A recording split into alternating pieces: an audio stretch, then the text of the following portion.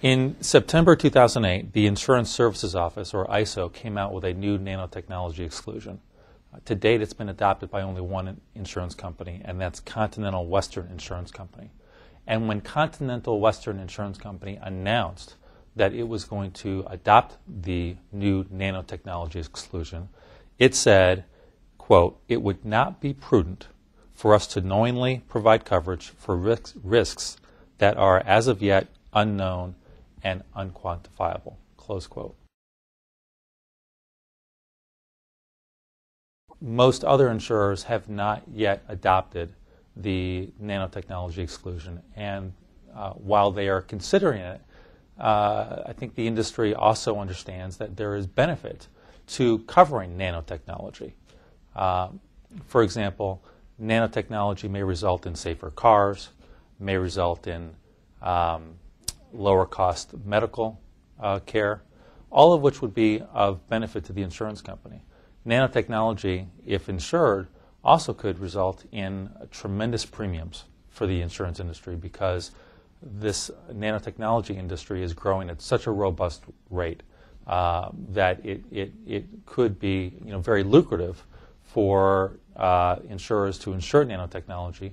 And on the flip side, the insurance companies could be losing out on a lot of premium if they wholesale exclude nanotechnology.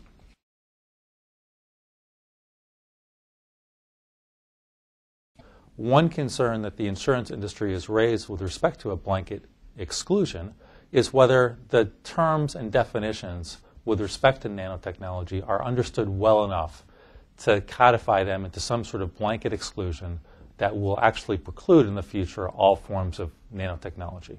And we can already see issues with the ISO exclusion that was adopted not too long ago. ISO exclusion precludes coverage for liability resulting from nanotubes. And nanotubes is defined in the ISO exclusion as hollow cylinders of carbon atoms or carbon fibers or any type or form of nanotechnology which contain remarkable strength. Now, query, do some nanotubes not contain remarkable strength? Is that a hallmark of every type of nanotube that is currently on the market and will in the future be on the market? I think that's the question. To be a bit broader, the ISO exclusion also defined nanotechnology. It's defined as engineering at a molecular or atomic level. Query, is all nanotechnology engineered? Or is some of it naturally forming? Unclear.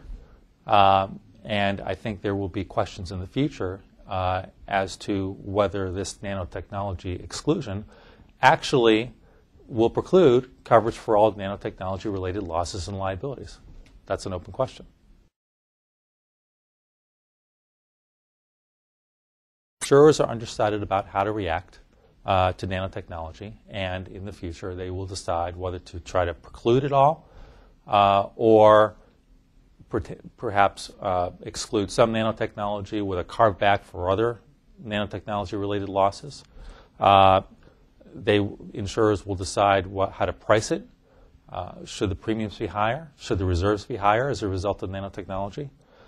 Some claims may well be covered under current policies, particularly if not specifically excluded. And I can almost guarantee that nanotechnology will be the subject of some very interesting discussions between policyholders and insurers in the years to come.